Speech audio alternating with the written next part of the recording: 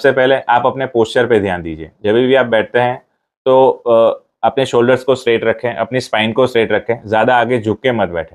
दूसरी चीज़, अपने लाइफस्टाइल में थोड़ा चेंजेस कीजिए। अगर आपकी लाइफस्टाइल ऐसी है जिसमें आप एक ही पोस्चर में लंबे टाइम तक रहते हैं, यानी कि आप लंबे टाइम तक बैठे रहते हैं या तो फिर लंबे टाइम तक एक ही जगह पे खड़े रह के काम करते हैं, तो उसको ब्रेक करना पड़ेगा। यानी आप एवरी अवर ट्राई कीजिए 2 या 3 बार खड़े होकर थोड़ा वॉक कीजिए और थोड़ा स्ट्रेचिंग कीजिए, जिससे मसल स्पाज्म नहीं होता है और मसल की फ्लेक्सिबिलिटी मेंटेन रहती है। तीसरी चीज़, आप कभी भी कोई वजन उठाते हैं तो ट्राई कीजिए कि खाली आप आगे झुक के ना उठाएं।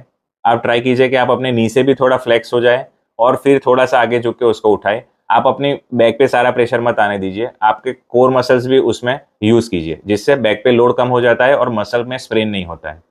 फोर्थ थिंग इज आपकी स्लीपिंग हैबिट्स। अगर आपको उल्टा सोने की यानी पेट के बल सोने की आदत है तो उसको चेंज करना पड़ेगा, क्योंकि जब आप पेट के बल सोते हैं तो पूरा स्ट्रेन स्पाइन के ऊपर आता है, जो नेचुरल नहीं है।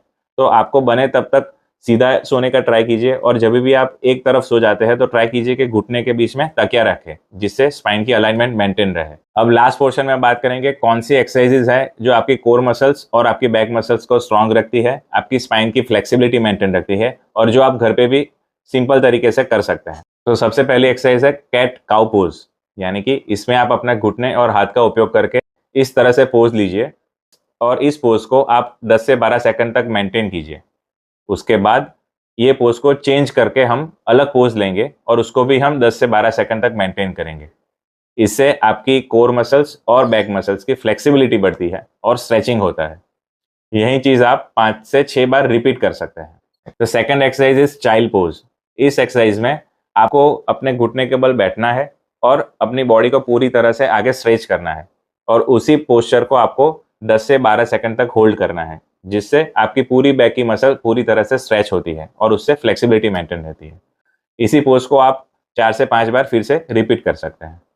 The last exercise is knee to chest stretch, यानी इस एक्सरसाइज में आपको सीधे सो जाना है और आपके नी को चेस्ट के पास लाके उसको प्रेस करना है, और उसी को आपको 10 से 12 सेकंड तक होल्ड करना है। देन आपको उसको ग्रेजुअली रिलीज करना है, जिससे आपके एब्डोमेन मसल्स को कॉम्प्रेशन मिलता है और बैक के मसल्स को स्ट्रेचिंग मिलती है।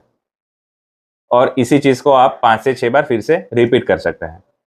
तो आप अगर हफ्ते में यही 3 या 4 एक्सरसाइज रेगुलरली करते रहें तो आपकी बैक की हेल्थ मेंटेन रहती है।